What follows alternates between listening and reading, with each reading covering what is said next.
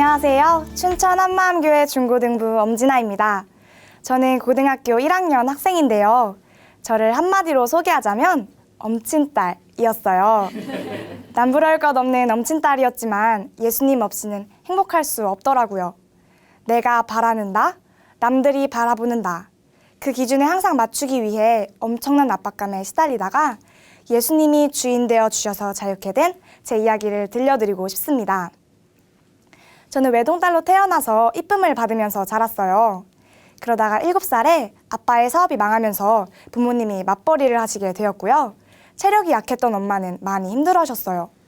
그때부터 제가 본 엄마의 얼굴은 항상 다 죽어가는 얼굴이었어요. 별로 웃지도 않으시고 짜증을 많이 내셨는데요. 엄마의 어두운 얼굴만 보다 보니까 어린 마음에 눈치가 보이더라고요. 나마저 엄마를 힘들게 한다면 엄마는 집을 나가버릴 것 같다는 생각을 자주 했어요.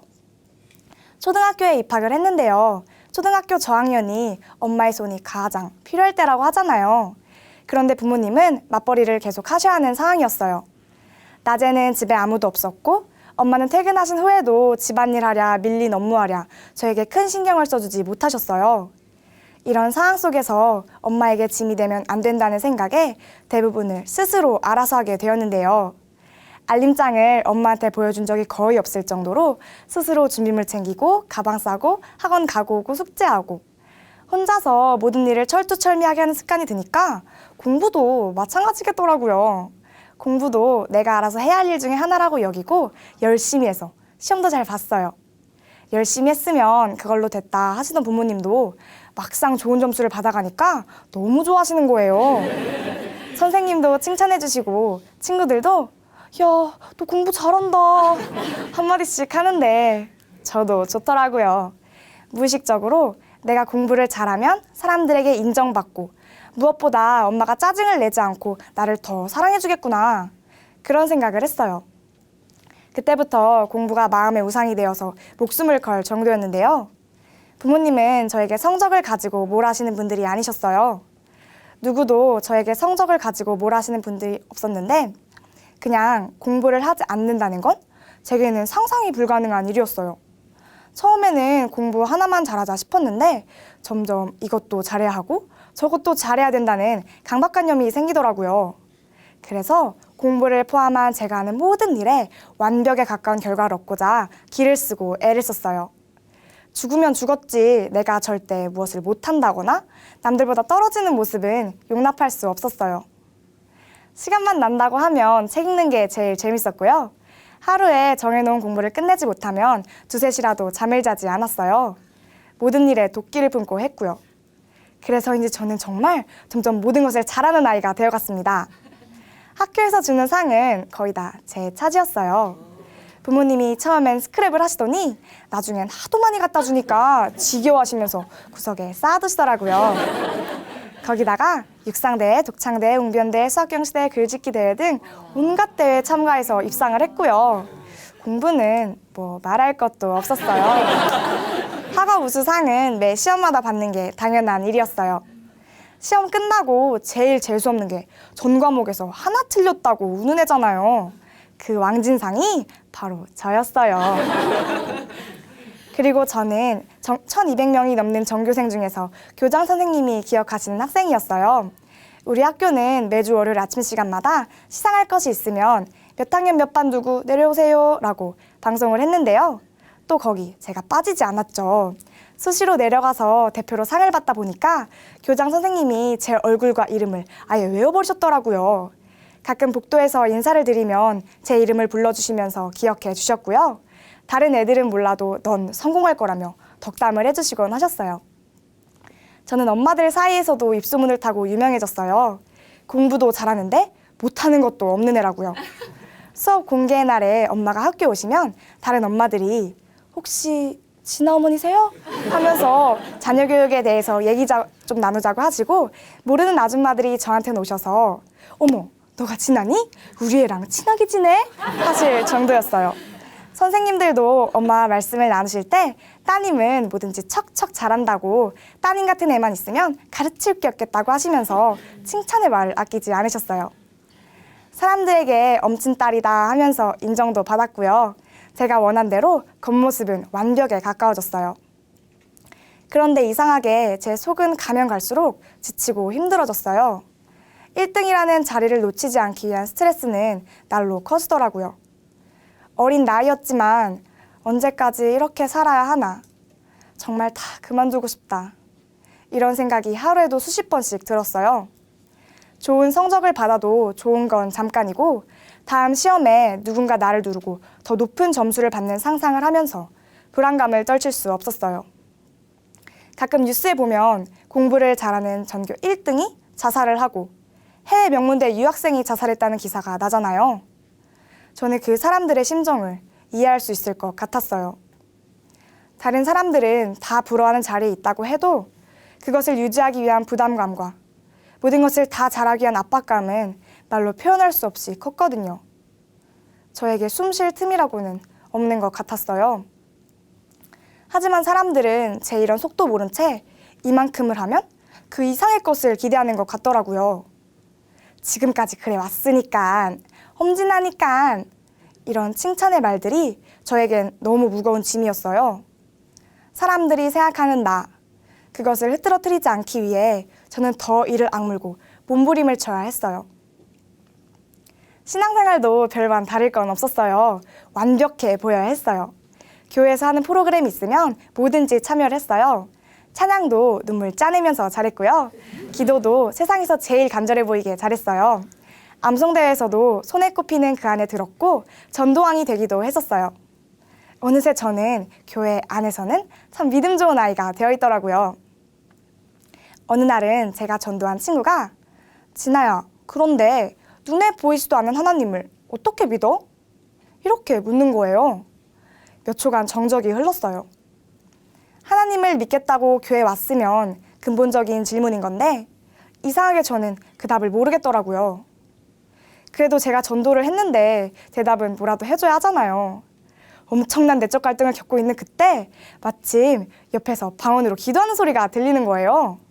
그래서 이 기도 소리 들리지? 이게 한국어도 아니고 외국어도 아니잖아. 하나님이 안 줬으면 이 말을 지어내서 하겠어. 어떻게 하겠어? 그러면서 이 위기를 넘겼어요. 얼렁뚱땅 둘러대고 났는데 마음은 찝찝하더라고요. 뭐든지 완벽해야 하는데 답답하게도 신앙생활만큼은 완벽할 수가 없는 거예요. 내 믿음에 문제가 있어서 그렇다고는 생각하고 싶지 않아서 원래 신앙생활이라는 것이 이렇게 막연하고 추상적이지만 스스로를 잘 타이르면서 믿는 것이라고 생각했어요. 그런데 이런 제 생각을 깨는 일이 벌어졌는데요. 바로 이모의 변화였어요. 이모는 정신병원 들어가기 직전의 사람이었어요. 알코올 중독에다 은둔생활, 그리고 자살 시도까지 하던 이모였는데 한마음교회 한번 갔다 오더니 완전 180도 다른 사람이 되어서 온 거예요. 뭔가 이상하더라고요. 이모보다 도덕적으로 더 바르게 살고 더 열심히 산 우리 가족은 기쁘지도 행복하지도 않았는데 이모는 완전히 달라진 거예요. 이모의 변화로 인해서 우리 가족은 춘천 한마음교회에 가게 되었어요. 그곳은 기도 소리도 크고 찬양도 뜨겁고 참 믿음 좋은 사람만 모아둔 것 같더라고요. 그런데 한 가지 특이한 점은 부활만 주구장창 말하는 거예요. 한마디로 요약하자면 부활하신 예수님을 주인으로 믿어야 한다는 거였어요. 부활? 교회 다닌 지가 몇 년인데 예수님 부활한 거 저도 알았죠. 다 좋은데 예수님을 주인으로 믿어야 한다는 말이 좀 걸리는 거예요. 지금까지 예수님의 도움 없이도 내 힘으로 인정받으면서 살아왔고 앞으로도 그럴 자신이 있는데 주인이라는 말을 들으니까 자존심이 상하는 것 같았어요. 또 주인으로 믿는다는 건 내 모든 것을 포기하고 희생하면서 믿으라는 소리 같더라고요. 그래서 예수님을 내 마음의 주인으로 믿기는 좀 꺼려졌지만 그래도 계속 말씀은 들었는데요. 말씀을 듣는데 예수님이 자신의 주인이라고 기쁨으로 간증하시는 많은 분들을 보면서 고민이 되기 시작했어요. 저분들이 아는 것과 내가 아는 것은 크게 다르지 않은 것 같은데 왜 저분들이 하는 고백들을 나는 동일하게 하지 못할까? 답답하더라고요. 그러다가 교회 여름 수련회를 갔는데요. 성극을 봤어요. 그 성극은 예수님의 동생 야고보의 이야기였어요. 예수님과 함께 가족으로 살아온 야고보는 예수님이 자신이 하늘에서 온 하나님이라고 할 때 자기 영이 미쳤다고 하면서 외면했는데요. 그런 야고보 앞에 부활하신 예수님이 나타났을 때 야고보는 주 예수 그리스도의 종 야고보라고 말하면서 예수님께 굴복하는 거예요. 그리고 예수님의 부활을 목숨 걸고 증거하다가 결국 순교하더라고요. 이 성극을 보고 많은 생각을 하게 됐어요. 과연 예수님을 미쳤다고 하며 핍박하던 예수님의 동생 야고보가 어떻게 예수님을 하나님으로 자신의 주인으로 고백하면서 예수님을 위해 순교할 수 있었을까? 부활을 본 거였어요. 정말 부활이 실제라면 성경대로 죽으시고 부활하신 예수님이 하나님이시고 나의 주인이시라는 게 확실할 수밖에 없는 거였어요. 아, 예수님이 죽으시고 부활하셔서 나의 주인이 되어 주셨구나. 내 생각과 느낌에 상관없이 이미 이루어진 사실이구나. 이게 알아졌어요. 부활을 안다고 생각했지만 실상은 그렇지 않았던 거였어요. 부활을 통해서 예수님이 하나님이시고 나의 주인이시라는 게 확증이 되니까 하나님께서 진정 회개하기를 원하시는 죄가 무엇인지 보였어요. 마귀와 똑같은 죄를 지은 나를 살리기 위해서 예수님이 죽으시고 부활하셔서 믿을 만한 증거까지 주었는데도 예수님을 믿지 않은 죄,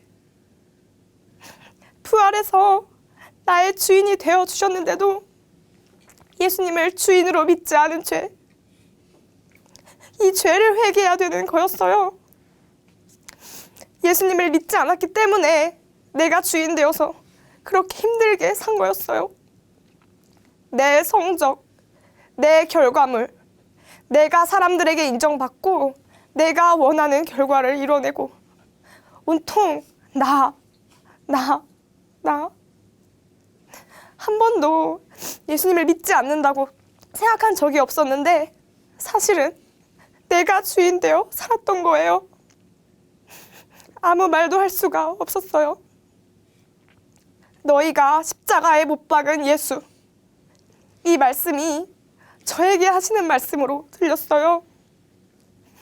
엄진아가 십자가에 못 박은 예수, 엄진아가 죽인 예수. 겉으로는 완벽한 척, 예수님 잘 믿는 척, 아무 문제가 없었지만 마음에서는 예수님을 믿지 않고 내가 주인 되어서 하루에도 수천 번씩 예수님을 배척하고 짓밟고 무시하고 있었어요. 저는 예수님을 믿지 않은 죄를 회개하고 예수님을 나의 주인으로 믿을 수밖에 없었습니다. 억지로 마지못해서가 아니라 부활을 통해서 기쁘고 마땅하게 예수님만이 나의 주인이시라는 고백을 드릴 수 있었어요. 예수님을 주인으로 믿고 난 후부터 저는 너무 자유해졌어요. 내가 생각하는 나, 남들이 바라보는 나, 그런 건 이제 중요하지 않았어요. 만물의 통치자이시고 만왕의 왕이신 분이 제 안에 계시는데 문제가 될 게 없더라고요. 공부를 하는 목적도 완전히 달라졌어요. 전에는 시험 기간에 계획표를 짤 때 여백에다 라이벌 친구의 이름을 적어놓고 땡땡땡 너 내가 받는다 이렇게 써놓거나 목표 점수를 적었었는데요. 이제는 그냥 예수님은 나의 주인이십니다 이렇게 적어놔요. 나를 위해서 또는 다른 사람들에게 인정받기 위해서 공부하는 것이 아니라 예수님을 위해서 공부하니까 공부도 기쁘게 할 수 있더라고요. 최선을 다할 뿐 결과는 주인 되신 예수님께 맡겨드리니까 결과에 대해서 전전긍긍하고 마음을 졸일 필요도 없었어요. 실제로 점수가 생각보다 안 나온 상황에서도 하나 틀렸다고 울 때와는 달리 그냥 감사할 수 있더라고요. 예수님을 주인으로 믿고 나서 보니까 제가 시험 점수 하나에 목숨을 걸었던 게 너무 어리석어 보이는 거예요. 썩어질 것이 아니라 썩지 않는 영원한 것에 제 모든 것을 집중하고 싶다는 생각이 들었어요. 그러니까 높은 시험 점수보다 영혼 구원, 복음 증거를 더 사모하게 되더라고요. 한 번은 전도지를 챙겨 들고 아파트 단지 내 노방 전도를 하러 나갔는데요. 여름일 때라 밤에 많은 분들이 더위로 밖에 나와 계시더라고요. 몇몇 분들께 전도지를 드리면서 복음을 전하고 경비 아저씨들을 찾아갔어요. 문을 똑똑 두드리고 들어가니까 택배를 찾으러 온 줄 아셨는지 어이, 몇 호세요? 하시더라고요. 그래서 그게 아니고요 하면서 전도지를 드리고 예수님 이야기를 했어요. 듣기 싫어하시면서 제 앞에서 전도지를 버리는 분도 있었고 나가라고 등 떠미는 분도 있었는데요. 사실 다른 사람한테 싫은 소리 듣는 건 제 사전에 있을 수 없는 일이었어요. 하지만 복음을 전하면서 이런 일들을 겪는 건 그냥 기쁘더라고요. 등 떠밀려 나오는 순간에도 그분들에 대한 미움이 아니라 정말 예수님을 알게 해달라는 기도와 눈물만 나왔어요. 제 주위 친구들에게도 복음을 전했는데요. 하나님의 마음을 제 안에 막 부어주시는데 예수님을 몰라서 지옥 가는 친구들이 안타까워서 어쩔 줄을 모르겠더라고요. 내가 전하지 않으면 저 친구들이 어디 가는지 아는데 가만히 있을 수가 없었어요. 즉시로 친구들을 집에 데리고 와서 복음을 전하기 시작했어요. 복음을 전했던 친구 중에 기억에 남는 한 친구가 있는데요. 저의 옛 모습과 되게 비슷한 친구였어요. 이 친구는 부모님의 큰 기대로 많은 부담과 압박을 가지고 공부를 하던 친구였어요. 정말 열심히 하는데 또 그만큼 성적은 나오지 않아서 항상 눌려있던 친구였는데요. 제가 복음을 알고 나서는 이 친구가 너무 안타깝고 불쌍한 거예요. 그래서 학원 차 안에서 복음을 전했어요. 친구에게 더 이상 그렇게 살지 않아도 된다고, 예수님이 너를 위해 죽으시고 부활하셔서 너의 주인이 되어 주셨다고, 나도 시험 점수 하나에 울고 웃고 좌지우지 되었었지만 이제는 예수님을 주인으로 믿고 마음이 힘들 게 하나도 없다고 복음을 전했는데요. 그 친구가 네 말이 다 맞는 것 같다고, 이런 말들은 처음 들어본다고 하면서 고맙다고 그러더라고요. 복음을 전하고 끝이 아니라 또 복음을 전한 친구들과 함께 매주 예배를 드렸어요. 믿음은 들음에서 난다고 계속 반복해서 부활의 복음을 전하니까 친구들에게도 동일하게 회개의 역사가 일어나는 거예요. 예수님을 주인으로 믿지 않고 연예인이, 성적이, 남자친구가 자신의 주인이었다고 눈물로 회개를 하더라고요. 그리고 부모님이 교회를 다니지 않으셔서 예배 드리는 것에 대해 혼나던 친구는 자신의 상황과 상관없이 예수님이 진짜 부활하셨기 때문에 예배 꼭 드리고 싶다고 간증을 기록하기도 했어요. 귀한 고백을 하는 친구들을 보면서 복음의 능력에 놀라기도 하고, 친구의 질문에 대답도 못하고 그냥 막연하게 스스로를 잘 타이르면서 믿는 것이라고 생각했던 제가 부활 복음을 증거하고 있는 것을 보니 제 스스로도 놀랍더라고요. 저는 지금 너무나 자유합니다. 이제 저는 모든 것을 다 잘하려고 스스로를 괴롭히면서 스트레스를 받지도 않고요. 사람들에게 인정받기 위해 발버둥 치지도 않아요. 무엇을 하든지 다 제 주인 대신 예수님을 위해서 하고요. 사람들에게 인정받는 엄친딸이 아니라 하나님의 엄친딸이 되었어요. 아참, 그리고 하나님의 엄친딸이 된 저는 하나님이 주신 지혜와 총명으로 이번 고등학교 첫 시험에서도 전교 2등을 했답니다. 모든 것이 다 하나님의 은혜예요.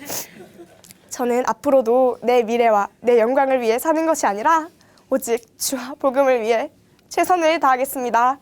예수님은 나의 주인이십니다. 예수님 사랑해요. 감사합니다.